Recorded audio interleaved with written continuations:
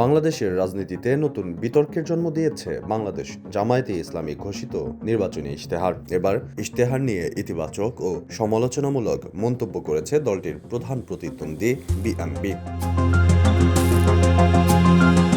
বিএনপির মিডিয়া সেলের আহ্বায়ক অধ্যাপক ডাক্তার মওদুদ আলমগীর পাভেল জামায়াতের ইশতেহারকে বাহ্যিকভাবে সুন্দর বলে মন্তব্য করেছেন। তিনি বলেন, ইশতেহারের ছাপা, কাগজের মান, রঙের ব্যবহার ও মাধাই সবই ঝকঝকে ও আকর্ষণীয়। তবে তিনি এটিকে বাস্তবতার বাইরে স্বপ্নবিলাসী বলে মন্তব্য করেছেন।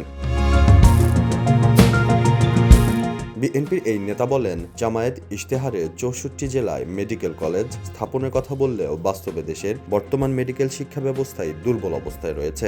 বেসিক সাবজেক্ট পড়ানোর মতো প্রয়োজনীয় শিক্ষক সংকট তীব্র। তাই নতুন কলেজ স্থাপন করলেও মানসম্মত চিকিৎসক তৈরি করা সম্ভব হবে কিনা সেই প্রশ্ন তুলেছেন তিনি। স্বাস্থ্য খাতে বাজেট প্রসঙ্গে তিনি বলেন, জামায়াত জিডিপির 3 গুণ বরাদ্দ দেওয়ার কথা বলেছে, যা বাস্তবসম্মত নয়।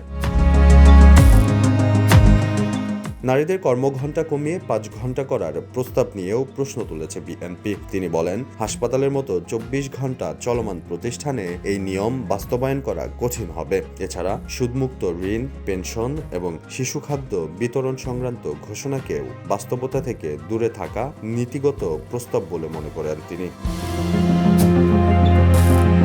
বিএনপির মতে এসব প্রস্তাব মানুষের কাছে আকর্ষণীয় শোনালেও বাস্তবে বাস্তবায়নের সক্ষমতা নিয়ে বড় প্রশ্ন রয়েছে। তাদের ভাষায়, দায়িত্বে না গেলে এ ধরনের আকাশকুসুম কল্পনার প্রতিশ্রুতি দেওয়া সহজ।